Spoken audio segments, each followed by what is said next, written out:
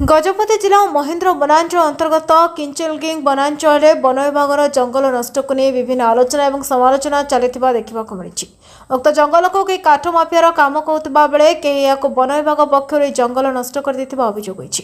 किंतु अन्यपटे अनाबना गछगुड़ी काटी मूल्यवान गछ लगे नूतन जंगल सृष्टि करने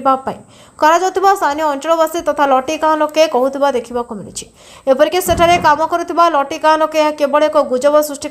निजर मत रखिंट। नूतन जंगल सृष्टि करने समस्त नियम को पालन कर प्राय 25 हेक्टर अंचल जगह चिन्हट कर महेन्द्र वनांचल रेंजर अमित सुब्रजित निजर प्रतिक्रिया प्रदान करिसेंति। हम नरसिंह सौर कोगा आमर लटिया बर्तमान ये कौन करछंती एबे हमकु ए जगह आसीसु काम करतु बर्तमान जो सुनिया को मिलला जो पूर्व गोटे चर्चा केन्द्र बिंदु होता है जे जगह रे चंदन काठ रक्त चंदन जो मूल्यवान काठ गुड़ा को काटी देकी बिक्री कर दिया गला आ निया लगे दिया गला बोली सुनिया मुझे तो आपन कोन कहबे ना आज्ञा सेटा मूल्यवान दिन सुनाए जा तिला एटा टैंकी काट टिके एटा पियासाटा सेतिकी रहितिला आ संधन काट नाय कि बासना संधन नाय कि रग संधन नाय कि हेले एटा निया न लगाइला आज्ञा एटा किमती काटबु किमती माथि कुड़बु सेते पाए हम क्लियर करके एटा गथर आउत एटा का पक्ष रे का तरफ रहते हाँ परस्त डेप आसिले डेप कहले परस्त आसिले रेंजर भी आसिले समर्थ आसिकी एटी ए कले माने एठी किसी चोरी करी किसी गछ माने बिका बिकी हिनी तो ना आज्ञा सेमती चोराई तिला आज्ञा रेंजर दौड़बे डेप दौड़बे गाड़ी दौड़बे परतमुरा का गाड़ी गो डाइबे कुआड़ हमें बिक्री करबु सेटा मन बालकृष्ण पाढ़ी आगे बर्तमान जो किचलिंग अंचल जो जंगल नष्ट कर दिया विभिन्न चर्चा आसूँ चंदन काठ रक्त चंदन काठ और मूल्यवान गछ गुड़ा काटी दि जाए बिक्री कर दिया फरेस्ट से निया लगे से सत्यता को मिटेगा चेष्टा कर काठ गुड़ा भी प्राय गाँव लोग किसी नहीं जाए पाख मान गोटे प्रचार चलती तो सर कौन कहे आप गाँ निकट जो ये सब मिछ कौन सी मूल्यवान गछ नहीं चंदन कि रक्त चंदन किसी ना जहाँ थिला आग सरकार अमल तितली तूफान रे गला सब सरकार नेले किंतु एबे किसी मूल्यवान गछ ना सरकार से भितर प्लांटेशन करने गछ कटिले काटिले माने छोट छोट गछ कौन कौन सब काटिले जाल काठ किए चार पड़िशा उड़ीसा गाँव नहीं थे आउ किंतु चंदन काठ कौटू आसला चंदन काठ किसी ना शागवान तो अच्छी गछ शागवान कहीं काटे शागवान किसी काटी ना शागवान किसी काटना शागवान किसी काटि ना सब मिछ मिछ प्रतिशोध नौकरी मिछता किसी ना किसी ना आज आप सुलमन सबरा होगा लटिया बर्तमान कोड़ी आम लटियार अच्छे लट भी किचलिंग जंगल टाक जो रही सफा कर दिया गला निया लगा गला कहुच्छे आठ बहुत मूल्यवान गछ गुड़ाक चोरी हो गुड़ाक जल दि जाए कि बिक्री कर जेहेतु आप गाँव पाखे कौन कहे आमर ये जंगल के गचर बिखाईनी किंतु आम सफा करी आम एटा निया लगाइबा आम आगे कहलु से आम एटा कुड़बार अच्छी कुड़ी आम गच लगाइबा बोली आम कुड़ा कुड़ी असुविधा बा बोली आम एटा लगाइलु आम जदि न लगाइले असुविधा बहुत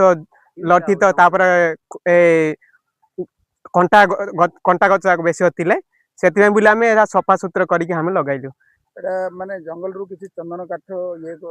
माने रक्त चंदन किंबा श्वेत चंदन किंबा टेंकी गछ किसी कटा ना ना ना किसी आम चंदन काठ बा टेंकी काठ बा को मूल्यवान गछ आम कटाई ना कटा जाए ए जगार आम कि ना ए जगार आम चंदन काठ बोली ना ये पियासाड़ बा टेंकी काठ अच्छी पूर्व ना ना ना ये पूर्वर नथिला किंतु आम साइबाम जो आम गछ ये घर तैयार सीटी आका चंदन काठ अच्छे ये जगार चंदन काठ ना बा बासना चंदन मद नाला ये पूर्वर मोर ना Mahendra ranger sir Amit Subrajit sir बर्तमान जंगल नष्ट कर दिया संपूर्ण जो चंदन गच चंदन काठ काटी नष्ट कर दिया बिक्री कर दिया माने तथ्य को नष्ट करने विभिन्न आलोचना जो आम अंचल ସାର୍ କ'ଣ ରହିଛି ସତ୍ୟତା ଆଉ କ'ଣ ପ୍ରକୃତ ବିଷୟ? ସେଇଟା ଆକ୍ଚୁଆଲି ଆମର ଗୋଟେ ପ୍ଲାଣ୍ଟେସନ୍ ସାଇଟ୍ 2026ରେ ପ୍ଲାଣ୍ଟେସନ୍ ହେବାର ଜୁଲାଇରେ ପ୍ଲାଣ୍ଟେସନ୍ ହେବା ପାଇଁ ସେଇଟା ଆପ୍ରୁଭାଲ୍ ନିଆଯାଇଥିଲା। ଆଉ ସେଇ ପରିପ୍ରେକ୍ଷୀରେ ହିଁ ସେ ଜାଗାରେ ଆମର ପ୍ରି ପ୍ଲାଣ୍ଟିଂ ଅପରେସନ୍ସ ଯେଉଁଗୁଡ଼ା ଅଛି ସେ କାମ ଗୁଡ଼ା ଚାଲିଥିଲା। ଯେଉଁଟାକି ଆମର କ୍ଲାଇମ୍ବର କଟିଂ ହେଲା, ବୁସ୍ କ୍ଲିନିଂ ହେଲା, ସିଲ୍ଭିକଲଚରାଲ ଅପରେସନ୍ସ ଯାହା ବି ଥିଲା ସେଟାକୁ ଆମର ପ୍ରାଧାନ୍ୟ ଦିଆକି ସେ ଜାଗାରେ କାମ ଚାଲିଥିଲା। ତାପରେ ଏବେ ସେ ଜାଗାରେ ଫିଟିଂସ ମଧ୍ୟ କମ୍ପ୍ଲିଟ୍ ଚାଲିଛି। ଆଉ ଆପଣଙ୍କର ଫେନ୍ସିଂ ବି ହେଇଯାଇଛି।